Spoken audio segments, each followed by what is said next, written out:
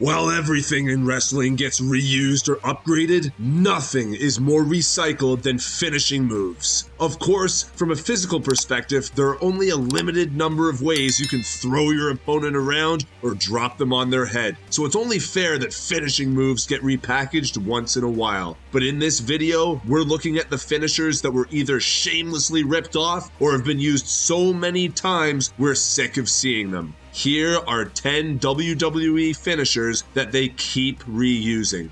Number 10, the RKO, or the cutter. Randy Orton's RKO is such an iconic finisher that it's transcended wrestling and entered mainstream meme culture. But the roots of the RKO can be traced back long before the legend killer stepped onto the wrestling scene. Older fans will always relate the cutter to Diamond Dallas Page, who laid the foundations for what later became the RKO out of nowhere. Page could counter any offensive maneuver into a face-lock drop that he termed the Diamond Cutter, a move he himself learned from John Laurinaitis, then known as Johnny Ace. Today, there are more variations of the cutter than fans can count. The move has continually evolved in line with modern wrestling, with most wrestlers adding their own flourishes to make the cutter their own, as we've seen in the cases of Cody Rhodes and Austin Theory. Cody uses a springboard cutter as a transitional move, while Theory uses a fireman's carry variation as his finisher. And let's not forget the Dudley Boys 3D, which is just an elevated cutter, now used by the Usos as the 1D.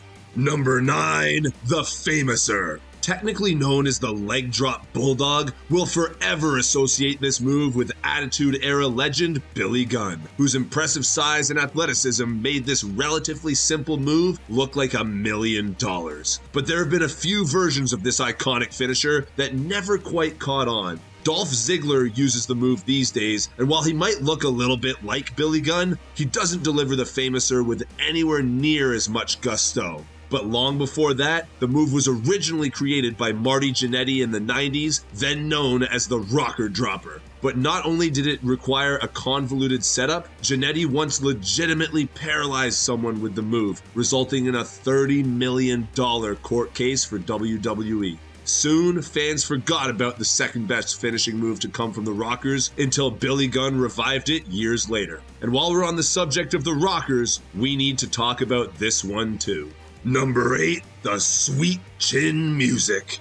You'll either know this move as the super kick or a sweet chin music depending on your frame of reference, but it's always the same thing, side kicking your opponent in the face. The super kick is to modern wrestling what body slams were to the old days. In the modern wrestling scene, countless wrestlers pull out the super kick as a transitional move. From the Usos to Kevin Owens to Dolph Ziggler, not to mention every other wrestler outside of WWE uses the super kick multiple times per match. Thankfully, while some wrestlers utilize the super kick as a finishing move, it rarely gets the job done anymore. The only person that still puts their opponent down for the 3 after a super kick is the originator, Shawn Michaels. And no one delivers a super kick quite like the Heartbreak Kid, which is why even years into his retirement, the move is still synonymous with his name. Number 7, the Pay Dirt. Since we rarely see him in action anymore, you probably don't know a whole lot about Shelton Benjamin's moveset.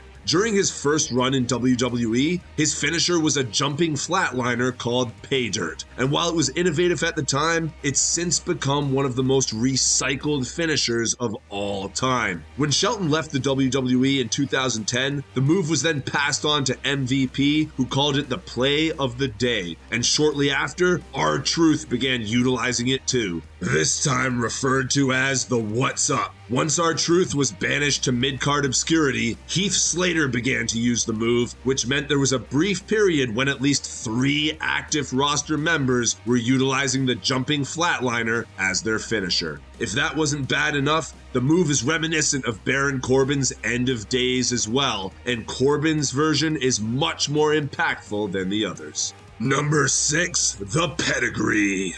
This entry is quite unique because while this move has been recycled twice in the past few years, it's still centered around one wrestler, Triple H. The pedigree is one of the most iconic finishers in all of wrestling, and Triple H used to put people away countless times over his 25-year career with this one move. During the days of the Authority in 2014, Seth Rollins began using the pedigree due to his association with Triple H, so this made perfect sense within the confines of the story. More recently, Cody Rhodes has also added the pedigree to his moveset in WWE, although he originally began using it in AEW to tease turning heel due to the move's association with the Cerebral Assassin. Interestingly, Cody never actually hit the pedigree during his time in AEW and didn't actually land it until his Hell in a Cell match with Seth Rollins, another user of the move, in 2022. Number 5, the Frog Splash. The Frog Splash first rose to prominence in the early 90s after being created by wrestler Art Barr. However, it was Barr's tag team partner, Eddie Guerrero, that made the Frog Splash a renowned finisher after adopting it as a tribute to his late partner who passed away in 1994. Other superstars have since taken the Frog Splash and made it their own, notably Rob Van Dam, who helped establish the move as a legitimate finisher alongside Guerrero in the late 90s. And ever since, the Frog Splash has been utilized by countless modern wrestlers, including Seth Rollins, the Usos, Kevin Owens, Dominic Mysterio, and, rightly or wrongly, Logan Paul. But what's most incredible about the Frog Splash is that no matter who pulls it out, whether it's a young lion in Japan, a legendary luchador, or an established American superstar, it always evokes memories of Eddie Guerrero. Number 4, the Breakdown. We can all agree that Chris Jericho is a master of reinvention. Over his long career, as well as conjuring up new gimmicks and catchphrases, Jericho has added a huge number of new moves to his arsenal, including the short-lived finisher called the Breakdown during his earlier years in WWE. The Breakdown was basically a full Nelson facebuster that, while looked devastating, Jericho quickly retired in favor of moves that more suited his style. However, because the move was quite unique, WWE revived it a few short years later, but this time gave it to The Miz, who rebranded it as the Skull Crushing Finale. Since The Miz has been using this finisher for around 15 years now, not a lot of people remember that it was originally a Y2J creation. Dean Ambrose even used a headlock variation of the maneuver as his original Dirty Deeds move in 2012. On an interesting note, Double J Jeff Jarrett used the move briefly before departing WWE in 1999, but more often than not put his opponents away with the figure 4 leg lock. While the figure 4 will always be associated with Ric Flair, The Miz also hijacked this move for himself too. Number 3, the Camel Clutch. It's an unwritten rule in wrestling that Middle Eastern wrestlers need to use the camel clutch as part of their arsenal. The Iron Sheik made it famous in the 80s, and it's since been employed by Muhammad Hassan, Jinder Mahal, Veer Mahan, Sabu, and Rusev, to name but a few. Hell, when Sergeant Slaughter turned heel and began wearing Arabic headdresses in the early 90s, he busted out the move a few times as well. Even non-Middle Eastern wrestler Scott Steiner rebranded the move the Steiner Recliner and made it his own. But interestingly, while the move seems to be adopted by every Middle Eastern villain that walks through the door, the original camel clutch dates back to the 50s and 60s, and it wasn't invented by a Middle Eastern wrestler at all. The camel clutch was originally termed the horse mounting choke, and it was actually devised by Gory Guerrero, father of the late, great Eddie Guerrero. Despite what WWE might tell you, the move so synonymous with Middle Eastern wrestlers was actually created by a Mexican legend.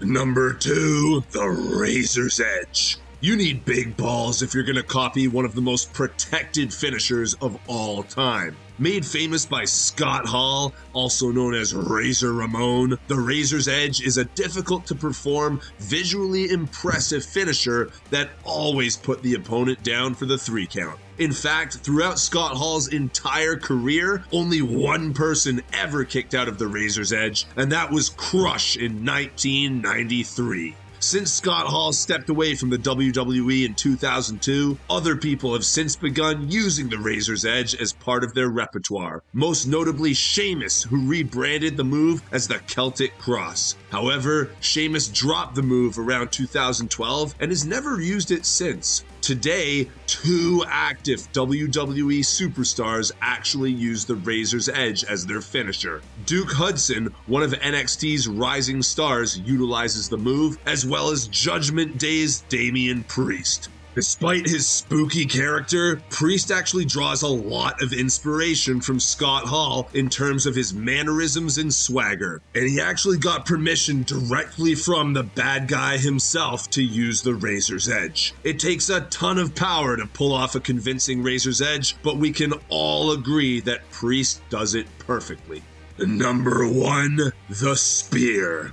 Goldberg, Rhino, Edge, Roman Reigns, Bobby Lashley, Batista, Big Show, Christian. Is there any move that's been as overused as the Spear? We can understand why WWE keeps reusing the Spear. It looks devastating as hell. Not only does it knock all the air out of the opponent, but the Spear is one of those moves that can come out of nowhere and suddenly change the dynamic of a match. But the problem with the Spear is just that. Just like super kicks and shooting star presses, it's been overexposed. It's been kicked out of countless times, and a lot of the superstars have used it as a transitional move rather than a finisher. Not to mention that no one, not even the tribal chief Roman Reigns himself, delivers the Spear with the same kind of brute force as Goldberg did 20 years ago. By comparison, matches that end via Spear today always leave us a little deflated. Looking at you, main event of WrestleMania 39. That concludes our list of the top 10 wrestling finishers WWE keeps reusing.